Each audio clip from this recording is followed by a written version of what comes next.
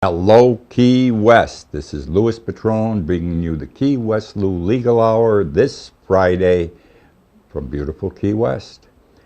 Normally, I would start the program by saying hello here, hello there, all the many countries where people are watching this show. It's absolutely amazing.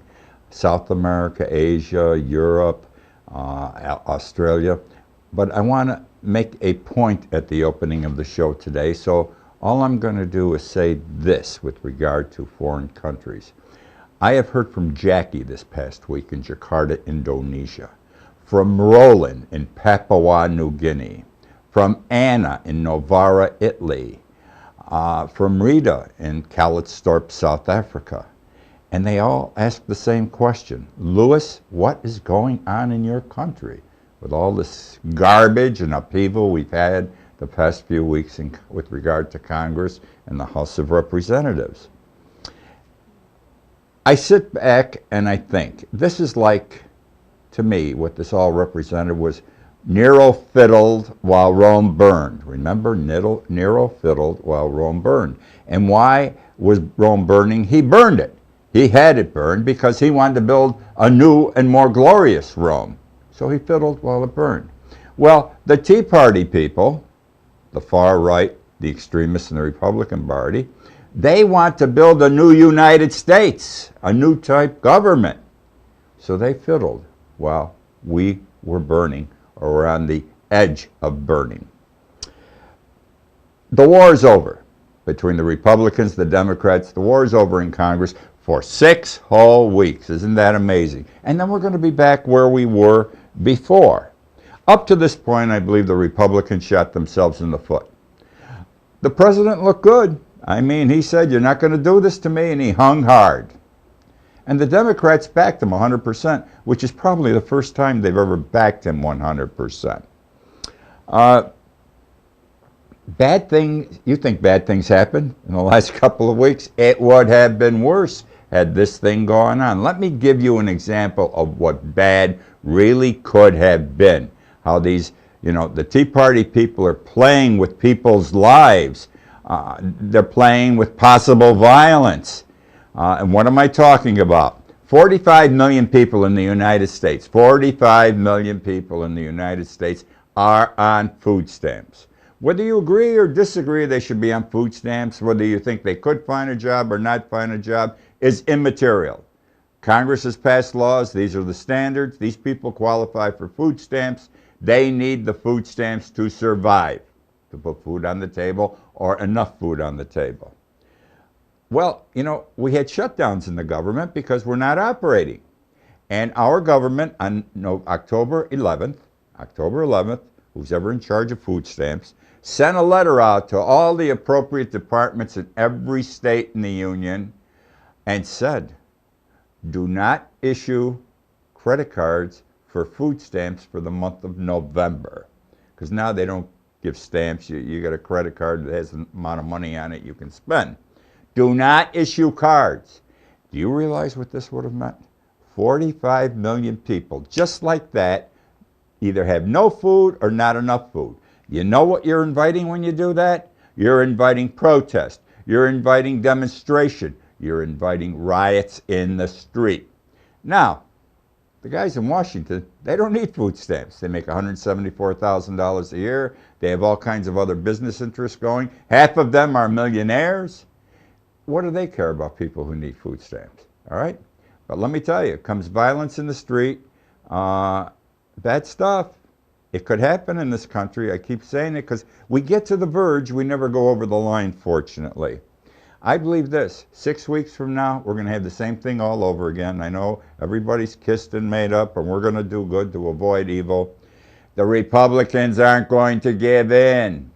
I'm going to talk later in the show where the cuts have to come, and it's going to be very difficult. I see this starting all over again in 6 weeks. It will be an absolute disgrace. Now, I want to stay with the shutdown. I want to talk and tie into that Catholic bishops in the United States and birth control. The big issue at the start of this disgrace, this recent shutdown, had to do with not funding Obamacare. Republicans wanted to get rid of Obamacare, which they didn't. I mean, the final analysis, they did diddly dip with it. The next, as I understand it, I could be wrong, but from what I read, the next issue is not going to be Obamacare, because they know they can't win there. It's going to be birth control. Birth control. And the shutdown, if we have one, will come over the issue of birth control. Now, I don't understand this, and I'm going to tell you why. First of all, I lived through birth control when it was at your throat. Birth control was big in the 1950s and 1960s as an issue. I am Catholic. I'm a fallen away Catholic. But back then I was a good Catholic. My wife was a good Catholic. Everybody was a good Catholic. The church was the center of our existence. It was our social life. It was everything.